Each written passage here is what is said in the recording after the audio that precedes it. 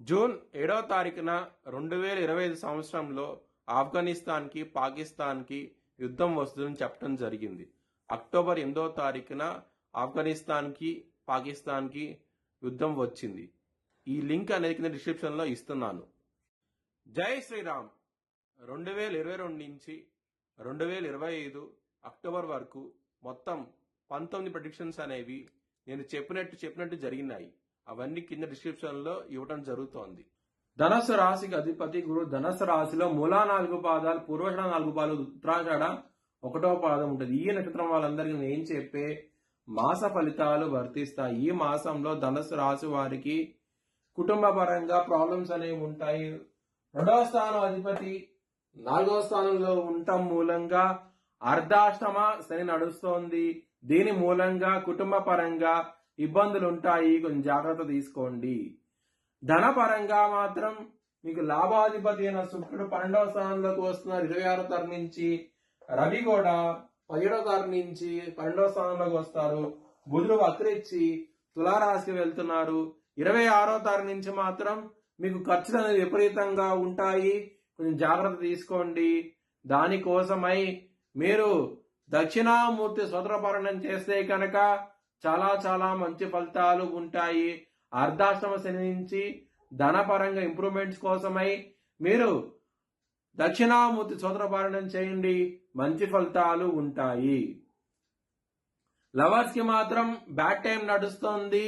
ఇక్కడ పంచమాధిపతి అయిన కుజుడు 12వ స్థానంలో ఉండటం మూలంగా అంత అనుకూలంగా లేదు మీకు ఈ మాసం అనేది. లవర్స్ కి మాత్రం శత్రులు అనే వాళ్ళు చాలా అధికంగా ఉంటారు ఈ మాసంలో. కొంచెం జాగ్రత్త తీసుకోండి.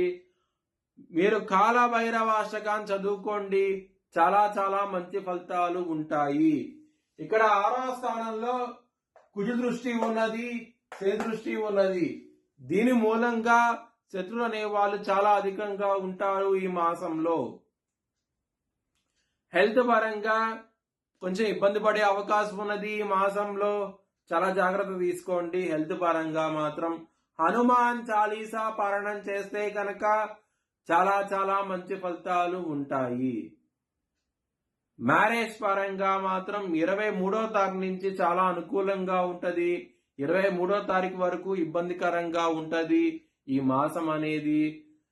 23వ తారీఖు నుంచి మీకు మంచి సంబంధాలు కుదిరే అవకాశం ఉంటది ఎవరైతే వివాహం కోసం ప్రయత్నిస్తున్నారో.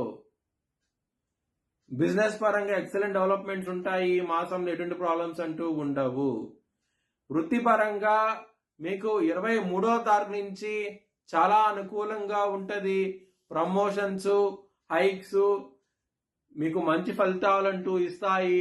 వృత్తిపరంగా మాత్రం 23వ తారీఖు నుంచి చాలా ఆనందంగా ఉంటారు.